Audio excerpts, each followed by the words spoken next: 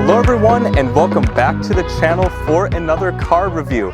Today we have something very special because I'll be reviewing my first 50s car and my first 50s Cadillac. I've reviewed some classic Cadillacs before from the 60s and 70s, but not from the 50s. So this is a whole new era and I'm really excited to see what this car is all about. However, before we get started, I would like to thank all of the subscribers for the channel. We have finally reached over 20,000 in total, which is a magnificently huge number. However, only about 6% of people who watch my videos are actually subscribed. So if you could subscribe, it would be a huge help. It's free and you can always unsubscribe later. Also, as you all could probably tell, the scenery around me is a little bit different than normal. I am actually in Hickory Corners, Michigan at the Gilmore Car Museum. This is a fantastic museum with lots of cars on display, barns outside, and plenty of activities. However, I'm here to review this car specifically to promote the 2024 Cadillac Fall Festival. This is going to be a big show with all GM cars invited, not just Cadillacs. There will be a special emphasis on Cadillacs from 1963 and 1964, as well as pink Cadillacs, such as this 1956 Cadillac Eldorado Seville. This show will be taking place here at the Gilmore Car Museum from September 27th through the 28th, and I am planning on being here on the 28th myself to see the show, and you can also see the show as well. Whether if you have a car that you'd like to register for the show or just come to see the cars here, you can certainly do so by visiting a link in the description, which will take you right to their website. And this car will be displayed at the Fall Festival for you to see in person. This car comes from the Cadillac Museum, which is here at the Gilmore. It's a beautiful building which looks a lot like an old Cadillac dealership from the mid-20th century, and it has a huge display of Cadillacs inside, which is certainly worth seeing. Also in the description are links to gmcarclubs.org as well as the Cadillac LaSalle Club, so if you'd like to, you can feel free to join those groups and join in on the fun. Before we take a look at this particular car, I'd like to walk you guys through the history of the Eldorado Seville. The Eldorado Seville was introduced in 1956 to help differentiate between the hardtop version of the Eldorado and the Eldorado Baritz convertible. While the name Eldorado stands for the Golden One or the City of Gold, the name Seville came from the Spanish city of Seville, which is a very old, historic, and culturally important place. And 1956 was the final year of the second generation Eldorado, which was serving as Cadillac's flagship halo model. And even though the introduction of the Seville helped to increase sales of the Eldorado to over 6,000 units, the Eldorados only accounted for 4% of all Cadillacs sold in 1956. Now, starting off the review of this 56 Eldorado Seville, I'd like to talk first about the color of this car. This pink is called Mountain Laurel, and it was actually the first factory pink Cadillac that one could buy, and the pastel colors were extremely popular at this time. The yellows, the greens, the blues, and I think they all look particularly beautiful and they really stand out. And on top of this very large pink hood are twin hood ornaments. These look like two fins just guiding the car down the road. All 1956 models came with these, and I believe that this ornament actually replaced the Cadillac Goddess, which would have been on some older models. But it also appears that these things could actually kill you if you end up getting hit in the front of the Eldorado driving by, so maybe stay away from these cars when they go down the road. And also on the front of the hood is a very large Cadillac wreath and crest. I love how big it is, and I also love how it's the traditional Cadillac logo with the merlettes and all the colors in it. And of course, this car has a massive chrome bumper up front, which really makes the appearance of this car appear very bold. The bumper also has these Dagmars up front to protect it if you end up hitting something. There's also a stainless steel grille with the Cadillac script on it. This grille could be optioned to be gold anodized in case if you wanted to change up the color a little bit. And there are also turn signals which are incorporated with the fog lights down below. And towards the back of the very long hood are vents, which I believe are used to help vent air into the interior to help keep it cool. And this car also has a very beautifully curved front windshield and rear glass. This is very common on 50s cars at the time, but must have been a new innovation, and I'm sure that glass like this was probably very difficult to manufacture at the time. Now moving along to the side of the Eldorado Seville, this is where we can see the massive length of this car, which is 222 inches to be exact. And that's pretty long, especially considering that this is a coupe. However, most cars back then were big, so this really does fit in. And several things to make note of here. There are squared off wheel arches for the front and rear wheels, and there's a really cool Eldorado Seville badge and Cadillac crest on the front fender. It is gold and really does stand out, especially with this pink Mountain Laurel paint. I also really like this big chrome piece beneath the side windows. It really stands out and looks really pretty. And on this side of the car, there is a lack of a side passenger mirror. There's only a mirror on the driver's side of the car, which is honestly very common for this time period, and even in the 60s and some cars in the 70s. Most people probably thought they didn't need a side mirror, so the car companies didn't even offer one. And as you can see, this car has a black top. This is apparently called a Vicodex synthetic roof, which I've never heard of before, but apparently 1956 is the only year that this roof was offered, and it looks pretty nice. And a design element on the side, which I really like, is this fake air vent on the back fender. This reminds me a lot of aircraft, which a lot of cars from this time period were influenced by. The aircraft and jet age was taking off, and people were so fascinated by it, and car design obviously followed suit and wanted to help people feel like they're flying through the air when driving their cars. And something else that really stands out are the shiny chrome wheels on this car. As you can see, it has the Cadillac crest in the center, as well as Eldorado and Cadillac Motor Car Division. And these wheels could also be optioned to be gold anodized if you wanted a little bit of a different look. And one final thing to make note of is that there is a very massive body panel at the back of the car. It extends all the way from the door to the tip of the tail fin, and it's just incredible to think of how big this is, and that it was probably difficult to manufacture. And a really cool attention to detail, and quite possibly one of my favorite features with this car, has to do with opening and closing the door. As you can see, when I open the door, the top piece of chrome extends and essentially helps to block rain or water from flowing off of the roof onto the occupants when they get in and out of the car. This is a really ingenious idea and something that car companies just don't seem to really think about anymore, but Cadillac thought of it back then and included a really cool feature such as that on this Eldorado. Now at the back end of the Eldorado, this is one of my favorite places to view this car from, mainly because of these huge, long tail fins at the back. These are really beautiful. They're pointed backwards and they have chrome along the edges, which really helps them to stand out. But a really neat thing about these tail fins is just how thin they are. This is actually something that other car companies would try to replicate as design changed, and this Eldorado was one of the first cars to do that, which is really cool. I also love the beautifully designed taillights and reverse lights, as well as the quad exhaust integrated into this massive rear bumper. But everything here is just so jet inspired and beautiful. It just really is a distinctive feature of this car, as well as many other cars from this era, and is just one of the reasons why I love it so much. And on the center of the trunk is not a Cadillac badge, but the Eldorado script, to show off that this is the top-end Cadillac. And to get in the trunk, there are multiple ways of doing this. First, there is a button inside of the glove compartment which can be pressed, or you can use a keyhole here underneath the Eldorado script. All you have to do is push it off to the side, put the key in and twist, and it opens.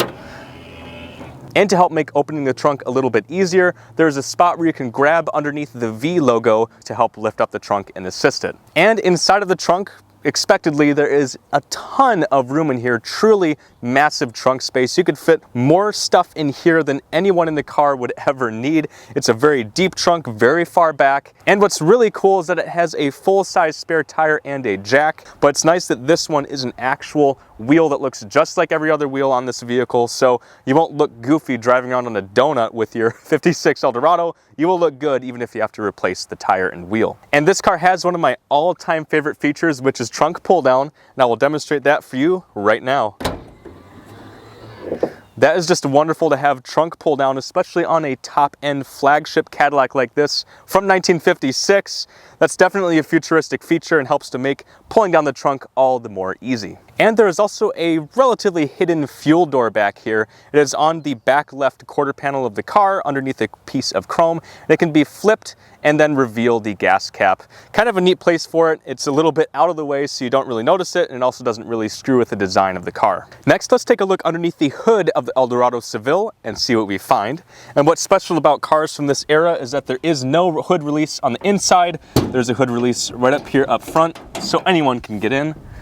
But after lifting this massive and relatively heavy hood, we find a 365 cubic inch V8 engine. This has dual 4-barrel carburetors and produces a stout 305 horsepower and 400 pound-feet of torque, which is certainly impressive. I especially like the gold-painted Batwing air cleaner and the chrome V badge on top of it. It really looks special. And the engine block is painted in the same Cadillac blue that was used on all Cadillacs from 1949 all the way through 1976. I just overall love the looks of this engine. It truly looks like a piece of artwork, which most car engines today do not look this good, and it really looks like it belongs in a very special car. And something else to point out underneath the hood besides the engine are the triple horns under the hood of this Eldorado. Most Cadillacs only came with 2, but Cadillac added a trumpet horn onto their Eldorados just to make it sound all the more special. And speaking of the sound, let's take a listen to the horn. Next, let's start up the Eldorado and hear how it sounds.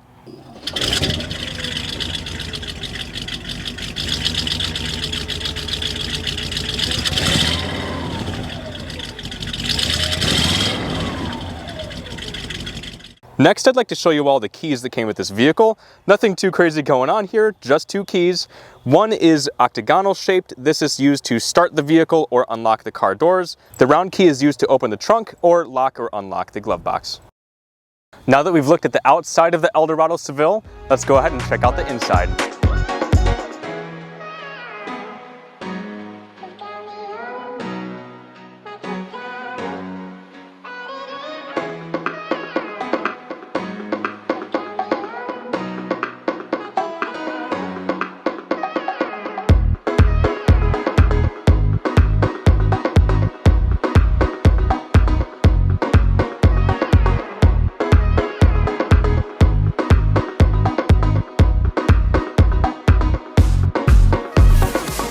Taking a look at the interior of this Eldorado, I am certainly blown away. Hopefully you are too. I'm really impressed with the colors in the interior. The white and black certainly looks neat. I also really love the diverse use of materials. There is real metal everywhere across the dashboard and on the doors. There's also pleather or soft padded material on the dashboard, and this leather bucket seat certainly looks nice with beautiful stitching. I also like how the sill plate says Eldorado, but I especially love how the seat has a beautiful looking badge with Eldorado script in blue in the center of it. It looks incredible, and I don't think I've ever seen a badge quite like that before, but all of this comes together to make what looks like a beautiful, inviting, and comfortable interior, which I'd like to sit in right now. All right, I am now on the inside of the Eldorado Seville, and I do love it in here as expected. First, the seats are quite soft and comfortable. They do have a good amount of squish to them, so it does feel a lot like my lazy boy or couch back home, which is very much appreciated. However, these seats are only 2-way. There's a lever at the front of the seat that can move it up and down. It kind of just tilts back and forward. Not a whole lot of movement, but at least it is something. Taking a look at the door panel, there are a few things here to mention. First of all, this car has all 4 power windows, which is pretty advanced for the time, and this was standard for the 56 Eldorados. And there's a lever towards the front of the door to adjust the mirror. It doesn't adjust it a whole lot, just forwards and backwards. And there's a door latch and a door handle, of course, as well as another handle to open and close the vent windows. And what's really funny about these vent windows is that they have locks on them. There's a little lock towards the bottom of the window, and to undo it, you have to pull the knob and then push it forward, and then you can open and close the vent windows as you please. And I think it's pretty funny that these vent windows have locks on them. I'm not really sure why they're there, unless if they're to help prevent people from getting into your car, but most people back then probably just left their car doors unlocked anyways, but it is kind of cool that that lock is there. And in front of me is a massive Cadillac steering wheel. It is a tri-spoke wheel design, and it even has has a horn ring towards the center to, of course, blow the horn. And it has a beautiful silver Cadillac crest in the center, which is kind of encased in glass and truly looks like a piece of art. But it's kind of funny just how large this wheel is. I suppose maybe that makes it easier to turn this big behemoth of a car. However, my only complaint about it is that it is not tilt or telescopic. I'm sure that most cars did not have that feature back then, but sometimes this wheel can get in the way, especially if you're a bigger person. And on the steering column are two stalks. The one on the left, of course, is for the turn signal, whereas the one on the right is the gear selector. And taking a look at the gear selector itself, you can see that it is labeled park, neutral, drive, low, reverse. This is a different pattern than what modern cars have, park, reverse, neutral, drive, and most cars in this era had that, and at some point they switched over, but I'm not entirely sure when. And as far as the gauges are concerned, everything here is honestly pretty simple, but it looks beautiful. There's a very massive speedometer in the center, there's an odometer and a tripometer, as well as gauges for the temperature and the fuel gauge. Everything you pretty much need to have is here, but once again, very simple compared to most modern cars. And around the gauges are plenty of knobs and controls. The one on the bottom left is for the windshield wipers and the windshield washer fluid. And the knobs to the immediate left and right of the steering column, labeled air, those are used to open and close the vents in this vehicle. This car does not have air conditioning, so when you're driving along, it would be important to have those vents opened to help cool off the interior during the warm heat of the summer. And the final knob towards the bottom right of the gauges is arguably the most important one, at least to the person buying this car in the 50s, and that is the cigarette lighter. And this, of course, is used to light your cigarette or your cigar so you can smoke away while you're driving your Eldorado Seville. And to the furthest left on the dashboard is the headlight switch. To use this, you pull it to the first detent, which turns on the instrument panel light, the tail lights, and the parking lights. And then you can pull it out to the second detent, which turns on the regular headlights, tail lights, and instrument lights. And on the subject of headlights, there is a very strange looking object on the top of the dashboard on the left. It is black and kind of round and strange looking.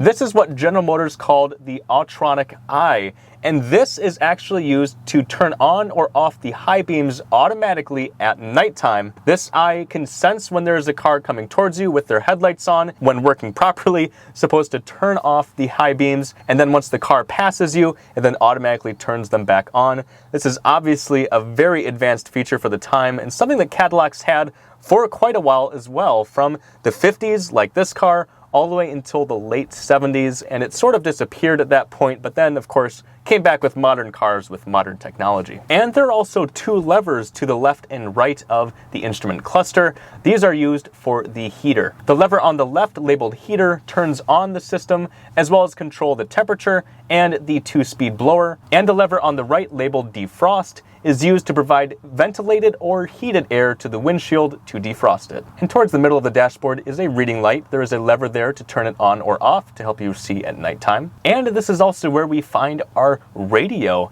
As you can see, it looks very beautiful, multiple knobs and presets to choose from. The left knob is used to turn on the radio, and then you can use the selector bar in the center to automatically tune to stations. You can, of course, adjust the signal strength, so then it will decide to tune to weaker stations or stronger stations, which is a really cool idea. Then the knob on the right is used to manually tune to stations, as well as adjust the tone between the speakers. And there are also 5 preset buttons, so you can save radio stations for later. And regarding the radio, all 1956 Eldorados had an electric antenna, whereas the 1954 and 55 models had a vacuum antenna. So it's a pretty nice advantage to have the electric 1956 models versus a more complicated vacuum system. Also on the dashboard is a rather large clock, which is very easy to read for all occupants up front, and there is a screw towards the bottom of the clock which can be used to adjust the time. And of course, because this car has a cigarette lighter for the driver also needs an ashtray, and there is one here in the center of the dashboard. It flips down,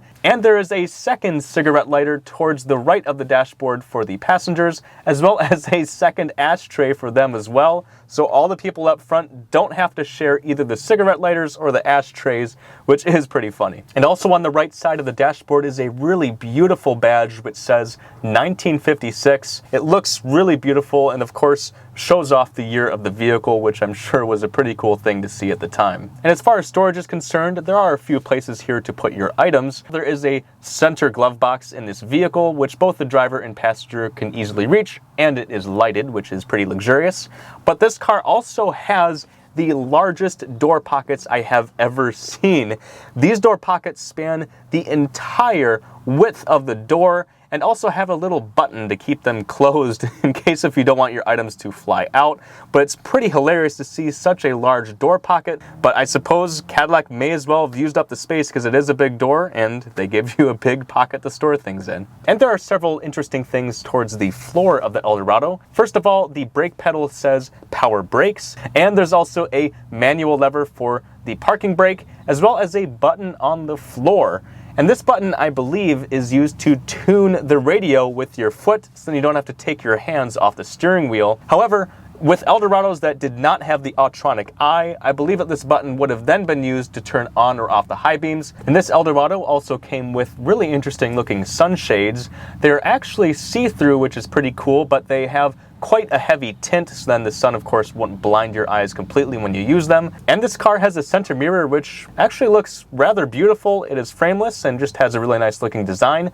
But what's really cool about this mirror is that it has 3 different positions. This is something that the 1956 Eldorados came with. You could use the lever at the bottom to adjust it in multiple different ways for headlight glare behind you. And I also really like the looks of the ceiling in this vehicle. The leather or material up there is all perforated, and there are metal bars running across the roof which look really interesting. And I also like the dome lights up here which have little switches to turn them on and off. And this car has something that a lot of other cars at the time had, and that is no B-pillar in the center of the door and the rear window. So when you lower both the front and rear windows, you have a complete unobstructed view and more space to let more air into the car. It looks really beautiful, and I wish that more modern cars had this feature. All right, I have made my way into the back seat of the Eldorado, which is fortunately pretty easy to do. To get back here, the only thing you have to do is push the seat forward and then squeeze your way in, and eventually you will find your way in the back seat, and then you can just use this handy grab handle on the back of the front seat to pull it back into position. And what's really interesting is that these seats actually don't lock into place when the doors are closed like some 70s Eldorados did. If you get into a car crash, a head-on collision or something, these seats are going to fly forward and probably crush the people up front, but I suppose they probably weren't thinking too much about safety back in the mid-50s. But now that I'm back here, this is clearly a very comfortable and spacious place to be. I also love the view with all the glass around me and this big pane of glass behind me. It really makes the cabin feel so airy and big, especially when looking forward like I am right now. I absolutely love it in the back seat. Also, Cadillac did add a few amenities for those in the back. You do have power switches here to roll up or down the windows as you please. There are, of course, 2 more cigarette lighters and ashtrays on both sides of the back seat, so then everyone back here can smoke as well, which is very important. And there are also hooks in the ceiling to hang your clothes. And there is a huge center armrest in the back seat, which is very soft and comfortable, which is a pleasure to see in the back seat of this car. Now that we've thoroughly reviewed the exterior and interior of the Eldorado Seville, let's go ahead and take it for a drive.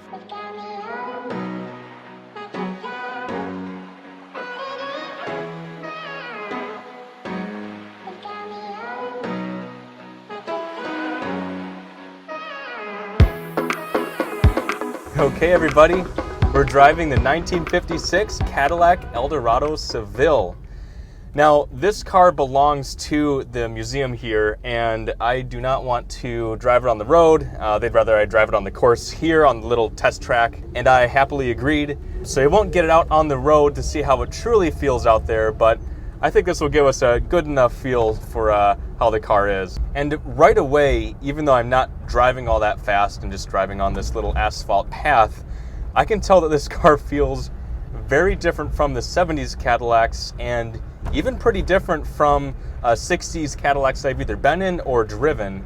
And it's kind of funny because this car actually doesn't have as good of a ride as those vehicles. And that's certainly not to say that it's a bad ride.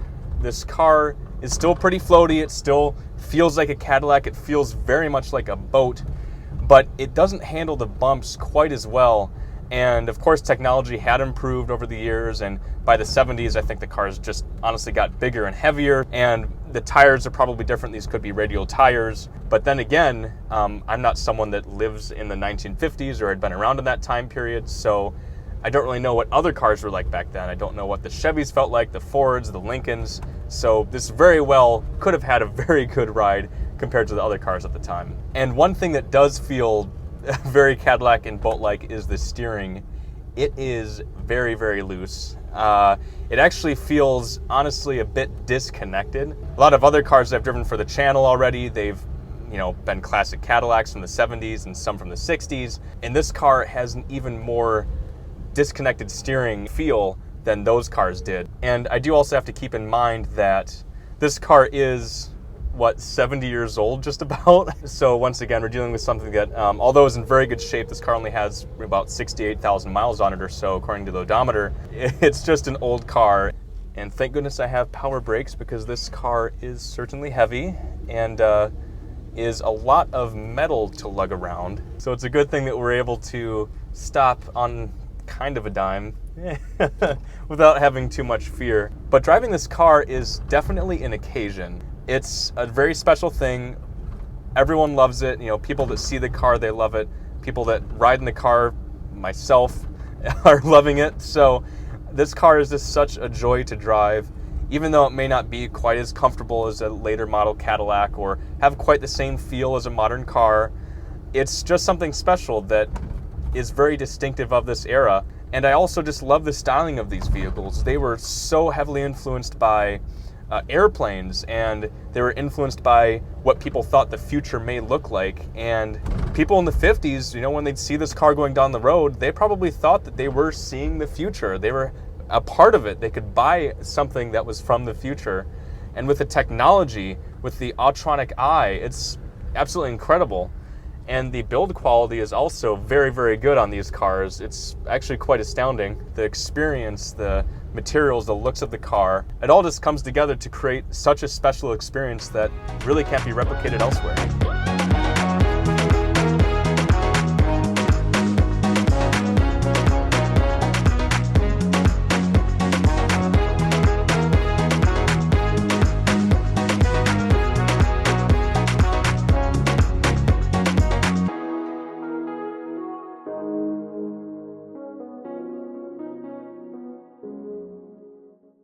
All right, well, I hope that you all had a good time watching this video and experiencing this car with me. I certainly know that I did. This was certainly an experience unlike any other I've had so far. And even just driving this car for one day has really helped me to appreciate this era all the more. Once again, join us at the Cadillac Fall Festival here at the Gilmore. Once again, September 27th through the 28th. It's going to be a big show, and lots of people are involved on putting it on, and lots of other people will, of course, be coming here to enjoy the show. So it's really worth showing one's appreciation by going to events like that, just to help support these groups and to help support the Cadillac Club, the Cadillac Museum. They're all really great people, and the show is always fantastic. And thank you all so much for watching the video. I hope to see you in the next one.